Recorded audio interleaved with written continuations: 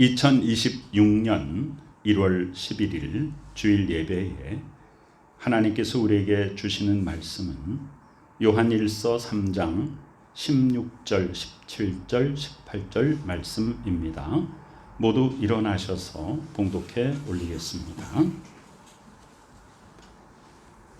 그가 우리를 위하여 목숨을 버리셨으니 우리가 이로써 사랑을 알고 우리도 형제들을 위하여 목숨을 버리는 것이 마땅하니라. 누가 이 세상의 재물을 가지고 형제의 궁핍함을 보고도 도와줄 마음을 닫으면 하나님의 사랑이 어찌 그 속에 거하겠느냐. 자녀들아, 우리가 말과 혀로만 사랑하지 말고 행함과 진실함으로 하자. 아멘. 자리에 앉으시기 바랍니다. 예수님의 동생 야고보의 야고보서를 보면은 2장 14절에 형제들아, 만일 사람이 믿음이 있다 하면서 행함이 없으면 무슨 유익이 있겠는가? 그 믿음이 능히 자기를 구원하겠느냐? 만일 형제나 자매가 헐벗고 일용할 양식이 없는데 너희 중에 누구든지 그에게 말로 평안하라, 덥게 하라, 배부르게 하라 하면서 그 몸에 쓸 것을 주지 않으면 무슨 유익이 있겠는가? 행함이 없는 믿음은 그 자체가 죽은 것이다, 이렇게 말하죠. 예수님의 동생이니까 얼마나 예수님의 하신 말씀과 그 행적에 대해서 잘 알고 있겠습니까? 그런데 오늘 우리가 읽은 본문은 요한의 기록입니다. 요한이야말로 예수님과 가장 가까이, 친동생보다 더 가까이 예수님의 사역에 동참했던 분이잖아요. 그리고 요한 사도의 원래 예수님 만나기 전에 별명이 뭐예요?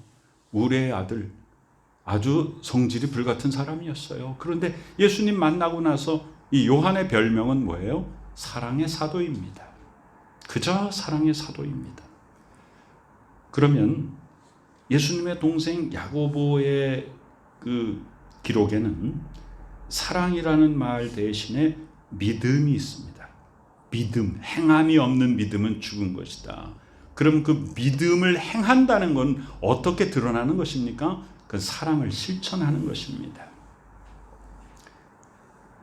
야고보의 글과 사도 요한의 글을 잘 대조해 보면요, 우린 놀라운 것을 발견할 수 있습니다. 우린 무엇으로 구원받습니까?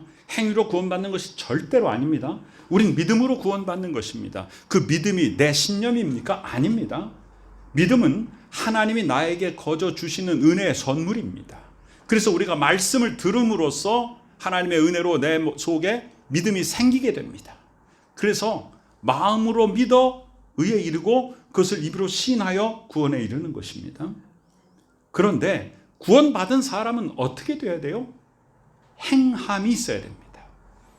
그 행함은 구원받는 조건이 아닙니다. 행함으로서 구원받는 것이 아니라 구원받았기 때문에 행실이 바뀌는 것이죠.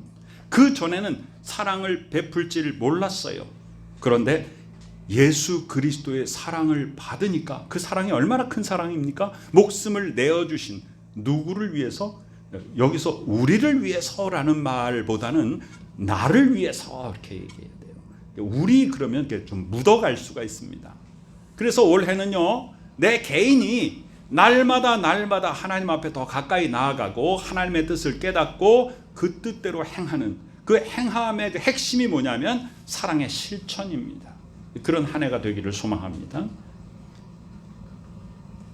그러면 야고보는 2장 14절에서 뭐라고 하고 있냐면, 행함이 없는 믿음이 능히 자기를 구원하겠느냐? 잘못 들으면 행함이 구원을 이루는 것처럼 들릴 수 있어요. 그러나 절대 아닙니다. 이건 무슨 얘기냐면, 믿고 구원받은 사람이라면 당연히 남을 섬기고 돌볼 수 있는 행함이 있어야지, 구원받은 사람이라고 하면서 남을 돌보지 않으면 그 사람은 그 구원받았다고 볼 수가 없다는 것입니다. 오늘 우리가 읽은 16절 그 앞에 14절에 보면 우리는 형제를 사랑함으로 사망에서 옮겨 생명에서 들어간 줄을 알거니와 사랑하지 아니하는 자는 사망에 머물러 있느니라. 제가 말씀드렸죠. 야고보는 믿음이라고 표현한 것을 요한은 더 구체적으로 사랑이라고 말하고 있다는 것을. 그러면 이 사도 요한의 고백은 형제를 사랑함으로 사망에서 옮겨 생명으로 들어갔다, 구원받았다 이거예요. 그러면 이것도 역시 뭔가 행함을 통해서 구원받는 것처럼 잘못 해석될 수도 있는 거 아닙니까? 그 절대 아니죠. 지금 사도 요한이 말하고 있는 건 뭐냐 하면 예수님의 동생 야고보하고 똑같은 얘기를 하고 있는 거예요. 단지 단어만 믿음과 사랑이라는 용어를 사용하고 있을 뿐입니다. 그러니까 야고보는 행함이 없는 믿음을 가진 사람이 어찌 구원받았다고 할 수 있겠느냐 이 말씀을 하는 것이고, 사도 요한은 사랑을 실천하지 않으면서 어찌 사망에서 옮겨 생명으로 갔다 구원받았다고 말할 수 있느냐 이렇게 말하고 있는 것이. 그러니까 우리는 전적으로 하나님의 은혜에 의해서 하나님이 주신 믿음을 통해서 우리는 구원을 받았죠. 그럼 구원받은 자는 우리의 믿음이 행함으로 드러나는 거예요. 우리의 사랑이 행함과 진실함으로 나타나야 한다는 것입니다. 사도 요한은 요한복음 5장 24절에서 내가 진실로 진실로 너에게 이르노니 내 말을 듣고 또 나 보내신 이를 믿는 자는 영생을 얻었고 심판에 이르지 아니하나니 사망에서 생명으로 옮겼느니라 라고 분명히 말하고 있습니다. 그래서 우리가 사망에서 생명으로 옮기는 것은 어떻게 옮겨지는가? 바로 예수 그리스도를 믿음으로써 우리는 영생을 얻는다, 구원받는단 말이에요. 그런데 요한 1서 3장 14절에서 형제를 사랑함으로 사망에서 옮겨 생명으로 들어간 줄을 아나니 이렇게 말하고 있거든요. 우리는 이 관계를 잘 생각해야 됩니다. 예수 그리스도를 믿어서 우리는 영생을 얻었는데 영생을 얻은 자의 삶은 형제를 사랑하는 것이 행함과 진실함으로 반드시 드러나야 한다는 것입니다. 그 다음 15절에 보니까 형제를 미워하는 자마다 살인하는 자다 그랬습니다. 살인하는 자마다 영생이 그 속에 거하지 않는다 그랬어요. 마태복음 5장 산상수훈에서 예수님이 뭐라고 말씀하셨어요? 옛사람이 말한 바 그 전에 쭉 전에 내려온 구약 시대의 하나님의 율법의 가르침, 옛사람에게 말한 바라고 기록된 것은 그 당시에 히브리어로 기록된 성경책을 성도들이 다 가지고 있는 게 아니잖아요.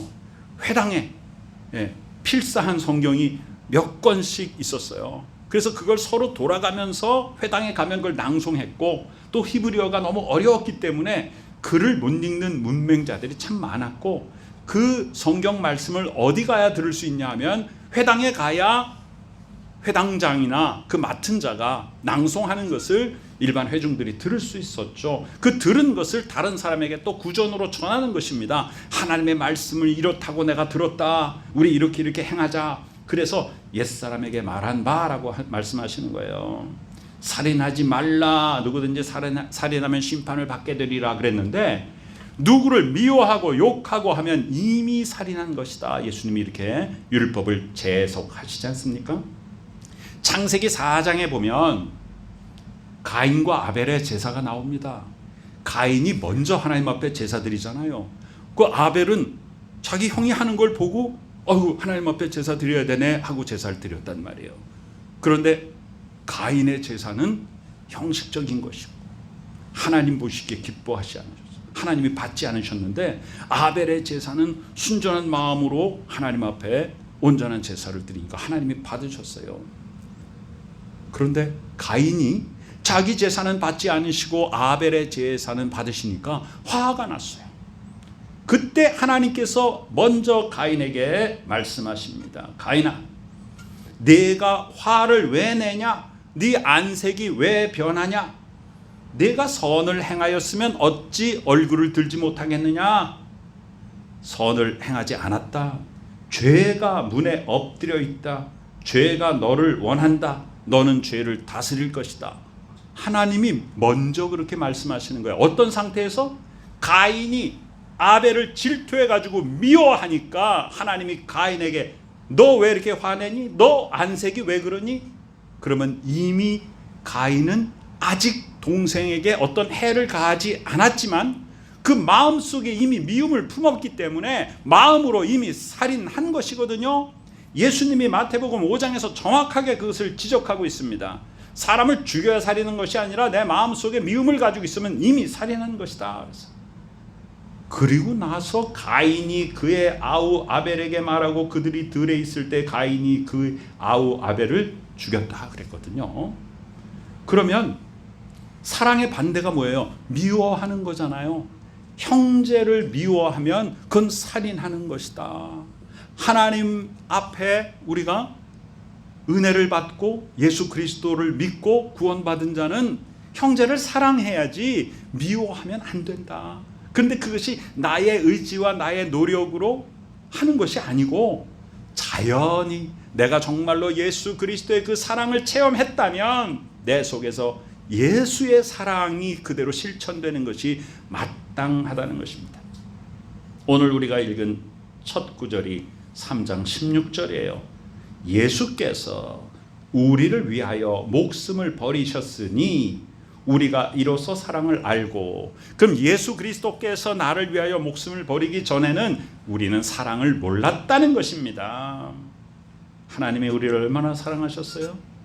우리가 아직 죄인 되었을 때, 우리가 아직 회개도 안 했고 우리가 죄인인 것을 깨닫지도 못했고 예수님이 누구신지도 알지도 못했을 때 하나님께서는 이미 독생자를 이 땅에 보내주셔서 십자가에서 그 생명을 내어주셨습니다.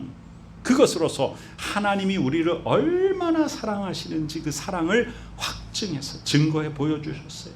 그래서 우리는 예수 그리스도를 믿는다라고 하는 것은 어떤 걸 믿는 거예요? 독생자를 이 땅에 보내셔서 그 생명을 다 내어주시기까지 우리를 사랑하신 그 하나님의 사랑을 알고 깨닫고 그것을 믿는 것이거든요. 그래서 예수 그리스도께서 나를 위해서 목숨을 버리셨다는 그 사실을 알고 믿는 순간 우리는 비로소 사랑이란 게 무엇이구나 라고 하는 것을 진짜 알게 되는 것입니다. 그래서 그 다음에 우리도 형제들을 위하여 목숨을 버리는 것이 마땅하니라 그랬단 말이에요. 요한복음 15장 13절에 예수님이 이렇게 말씀하십니다. 사람이 친구를 위하여 자기 목숨을 버리면 이것보다 더 큰 사랑이 없다 그랬단 말이에요. 신약 성경의 복음서는 예수님의 행적을 기록한 것이잖아요. 제자들이 옆에서 보면서. 그럼 그 다음에 서신서들은 다 뭐예요? 예수님이 하신 말씀을 풀어서 성도들에게 설명하는 것이에요. 그러니까 신약 성경 전체가 다 뭐예요? 예수님의 말씀이에요. 그래서 사도 요한이 예수님 옆에서 들은 예수님의 말씀, 예수님께서 행하신 그 행동의 열매, 이것을 계속 기억하고 있다가 요한이 그것을 기록하고 요한복음도 기록하고 요한 1, 2, 3서도 기록한 거잖아요. 예수님이 사람이 친구를 위하여 자기 목숨을 버리면 이것보다 더 큰 사랑이 없다라고 말씀하신 것을 듣고 예수님은 실제로 친구를 위해서 목숨을 버리셨잖아요. 그리고 요한은 예수님의 말씀과 그 행함을 보고 기억하고 그가 우리를 위해서 목숨을 버리셨으니 우리가 이것으로서 사랑을 알았다. 우리도 형제를 위해서 목숨을 버리는 것이 마땅하다. 이 마땅하다라고 하는 거 얼마나 강력한 메시지입니까? 요한일서에 나오는 형제라고 하는 표현은요, 단순히 혈연 관계에 있는 가족을 의미하는 게 아닙니다. 예수 그리스도를 믿어서 하나님의 가족이 된 모든 그리스도인 성도들을 의미합니다. 1차적으로. 그 다음에 궁핍한 이웃, 도움이 필요한 신앙 공동체 구성원을 더 강조해서 말하고 있고요. 또 그 범주를 벗어나서 포괄적으로 서로 사랑하고 돌봐야 될 대상을 강조하는 표현입니다. 그러면 확대되면 어떻게 돼요? 이 세상에 있는 모든 사람들이 다 형제거든요. 우리 주보의 순서지 아래에 그가 우리를 위하여 목숨을 버리셨으니 우리가 이로써 사랑을 알고 우리도 형제들을 위하여 목숨을 버리는 것이 마땅하니라 써 있고, 그 밑에 영어 성경이 있습니다. 그 영어 성경의 맨 마지막에 있는 단어가 브레드린이에요. 이 브레드린은 브라더의 예스러운 표현인데요.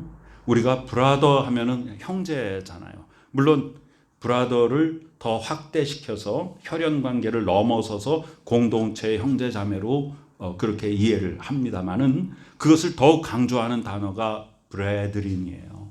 이 브레드린은 혈육을 말하는 것이 아니라 믿음의 공동체 구성원들을 말하는 거예요.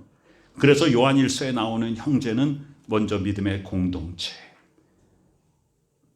그리고 예수 그리스도를 믿는 모든 사람, 교회를 일컫는 포괄적인 명칭일 뿐 아니라 그 중에서 궁핍한 사람들, 도움이 필요한 사람들, 그리고 더 나아가서 교회 밖에 있는 우리가 돌봐야 될 사람들까지를 다 포함하고 있습니다. 그러면 우리 그리스도인들이 예수 그리스도의 사랑을 경험했다. 예수 그리스도의 사랑을 경험했다는 건 어떤 사랑이에요? 나를 위해서 목숨을 내어주신 예수님의 사랑을 경험해서 그걸 통해서 내가 구원받았지 않습니까? 그 사랑과 그 은혜의 감격에 겹어서 우리는 다른 사람을 사랑하지 않을 수가 없게 되는 것입니다. 그러면 어떻게 사랑을 베풀 것인가? 야고보의 기록에는 뭐라고 그랬어요? 사람이 지금 배가 고파요. 근데 먹을 걸 주지도 않고 배부를지어다. 그럼 배가 부르겠냐? 먹을 걸 줘야지. 어떤 사람이 추워서 지금 벌벌 떨고 있어요. 따뜻할지어다. 그 따뜻해지나요? 옷을 입혀줘야죠. 그런데 먹을 것을 줄 때 누구 걸 주냐 하면 내가 가지고 있는 작은 것이라도 나누어서 주는 것이에요. 그럼 베푼다는 건 뭡니까? 그 사람에게 베푼 만큼 나는 그만큼 누리지 못하는 거죠. 그럼 내가 먹어야 될 것을 나누어서 다른 사람을 준다는 것은 다른 사람에게 공급하는 만큼 나는 그만큼 배고파진다는 것이죠. 이게 나눔이에요. 추운 사람한테, 벌벌 떨고 있는 사람한테 옷을 입혀준다는 건 누구 옷을 입혀준다는 거예요? 내가 지금 입고 있는 옷 하나를 벗어서 그 사람에게 덮어주는 것이에요. 그럼 나는 그만큼 추워지는 것이잖아요. 사랑을 베푼다라고 하는 것은 내가 누릴 것을 깎아서 다른 사람에게 나눠주는, 그것을 감수하는 것입니다. 그 다음에 놀라운 결과가 오는 것이에요. 사랑은 참으로 버리는 것, 주는 것, 나누는 것. 그런데 나눠주면 나눠줄수록 어떻게 돼요? 더 많이 생기는 거예요. 이런 놀라운 경험은 모든 그리스도인들은 다 고백합니다. 이상합니다.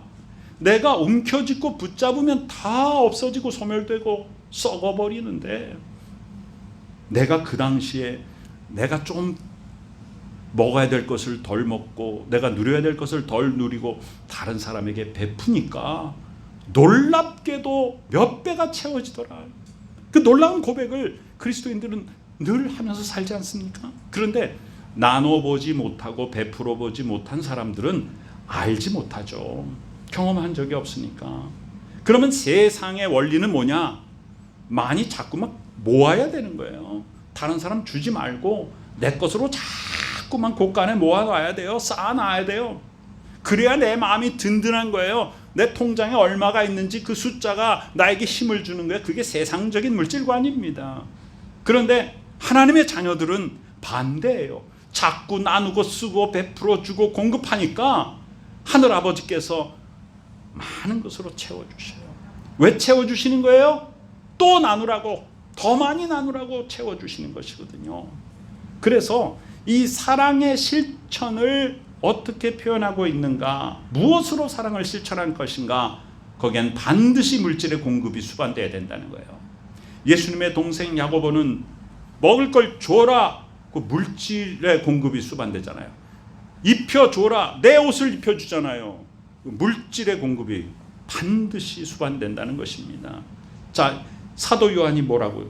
17절에 누가 이 세상의 재물을 가지고 형제의 궁핍함을 보고도, 형제라는 게 어떤 의미인지 이미 이제 제가 설명드렸죠.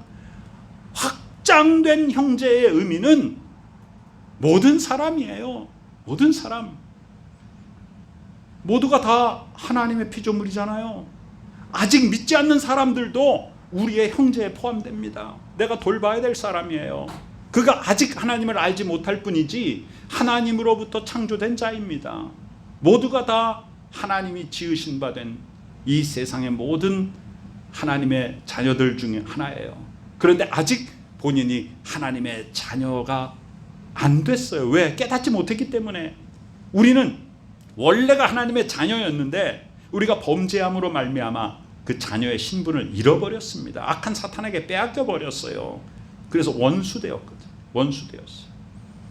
그런데 예수 그리스도께서 십자가상에서 자기 목숨을 버리심으로 말미암아 나의 죄값을 대신 치러서 나는 하나님의 자녀로서 이제 신분이 회복된 것이잖아요. 그럼 믿지 않는 사람들은 뭐예요? 아직 하나님의 자녀로 신분이 회복되지 않은 상태예요. 우리가 그분들에게 나아가서 하나님의 자녀로 회복되는 길을 열어줘야 됩니다.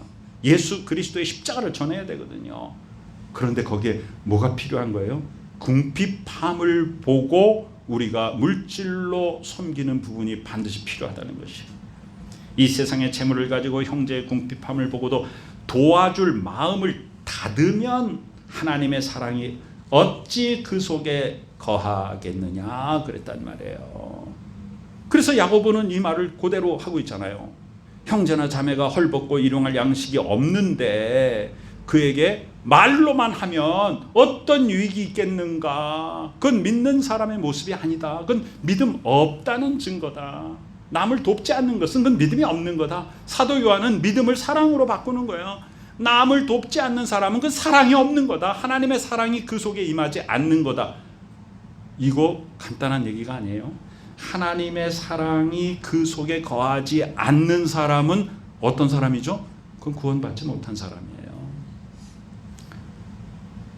예수님의 곁에 있었던 이 두 분의 글을 보면 동생 야고보와 또 제자 중에 가장 사랑받는 제자라고 자신을 얘기했던 사랑의 사도 요한의 이 글을 보면요, 똑같은 얘기를 한 사람은 믿음이라는 단어로, 한 분은 사랑이라는 단어로 이렇게 묘사하고 있는 걸 볼 수 있습니다. 그 중심엔 뭐가 있어요? 물질 가지고 나누라 하는 거예요.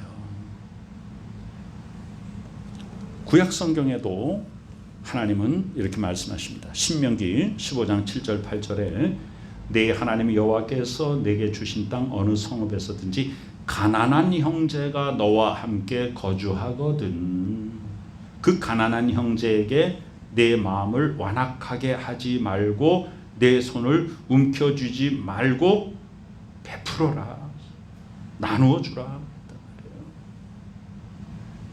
반드시 내 손을 그에게 펴서 그에게 필요한 대로 쓸 것을 넉넉히 구워주라, 이렇게 말했단 말이에요. 하나님의 은혜가 우리 가운데 임해서 우리가 하나님의 사랑을 받고 구원받은 자가 되었습니다. 그런데 하나님 눈에 보여요? 안 보이잖아요. 그래서 요 다음에 요한일서 4장 20절에 누구든지 하나님을 사랑하노라 하면서 형제를 미워하면 이건 거짓말이다. 하나님 사랑하는 거 아니다. 왜? 형제는 눈에 보이는데 보이는 형제는 사랑하지 못하고 눈에 안 보이는 하나님 사랑한다고 할 수 있는가? 그 거짓말이다. 얼마나 강력하게 말하고 있습니까? 그리고 오늘의 결론, 자녀들아 우리가 말과 혀로만 사랑하지 말고 행함과 진실함으로 하자. 사도 요한이 이 요한서신을 쓸 때는 나이가 아주 많아서입니다. 그래서 성도들을 자녀들이라고 부르죠. 자녀들아, 우리가 말과 혀로만 사랑하지 말고 행함과 진실함으로 하자. 에스겔 33장 31절에 그 입으로는 사랑을 나타내어도 마음으로는 이익을 따른다라고 지적을 하고 있거든요. 우리가 말로는 사랑합니다, 사랑합니다 하면서 실제로 그 사랑이 행함과 진실함으로 드러나지 않는다는 것은 그 마음속에 어떤 게 숨어 있다는 거예요? 자기의 이익을 추구하는, 그럼 세상적인 거잖아요. 그것은 하나님의 자녀의 모습이 아니잖아요. 우린 어디까지 자라날 것이냐? 예수 그리스도의 장성한 분량까지 자라난다. 에베소서 4장 15절에서 오직 사랑 안에서 참된 것을 하여 범사에 그에게 자랄지라. 그는 우리 교회의 머리입니다. 예수 그리스도이십니다. 그런데 어떤 거를 통해서 예수 그리스도의 장성한 분량까지 자라나가느냐? 성경 공부를 해가지고 예수 그리스도의 장성한 분량까지 자라나가는 게 아니에요. 뭘 하라고요? 사랑 안에서 참된 것을 하여라는 건 뭐예요? 행하라 이거예요. 사랑을 행하여서 예수 그리스도의 분량까지 자라나는 거예요. 신앙의 성장은 어디 있는가? 우리가 말씀을 묵상하고 기도하고 찬송하고 복음을 전하고 이런 모든 것, 그 위에 사랑을 더하는 것이죠. 사랑의 열매가 없으면 그 모든 것이 다 헛된 것입니다. 요한 3서에서 이렇게 말하죠. 사랑하는 자여 내 영혼이 잘됨 같이 내가 범사에 잘되고 강건하기를 내가 간구하노라. 이거 사도 요한이 쓴 요한의 세 번째 편지잖아요. 그러면 행함을 강조하는, 사랑의 실천을 강조하는 사도 요한이 그냥 강건하기를 간구하노라라고 막 그러고 끝냈겠어요? 그분이 영혼이 잘 되게끔 중보기도 하고 가서 권면하고 이끌어주고 행함으로 했을 거 아니에요. 범사에 잘되고 강건할 수 있도록 물질로 돕고 그 육체를 잘 보호해주고 아프면 병원에 데려가주고 음식이 없으면 가서 공급해주고 의복이 없으면 가서 입혀주고 그랬을 거 아닙니까? 이것이 하나님의 사랑을 실천하는 것입니다. 하나님께 받은 무한한 사랑을 이웃에게 나누고 베풀며 살기를 소망하는 우리 모두에게 하나님의 은총이 충만하게 임하시기를 간절히 축원합니다. 아멘. 모두 자리에서 일어나시기 바랍니다. 아버지 하나님, 우리가 말로만 사랑한다 하면서 행동으로 사랑하지 못하는 저희들 용서하시고 보혈의 능력으로 구원받은 감격으로 사랑을 실천하게 하여 주시옵소서. 지금은 우리 구주 예수 그리스도 귀하신 은혜와 하나님 아버지 크신 사랑하심과 성령님의 놀라운 권능 주심이 말과 혀로만이 아니라 행함과 진실함으로 타인을 사랑하는 복된 믿음의 식구들의 머리 위에 지금부터 영원까지 함께 계시옵기를 간절히 축원하옵나이다. 아멘.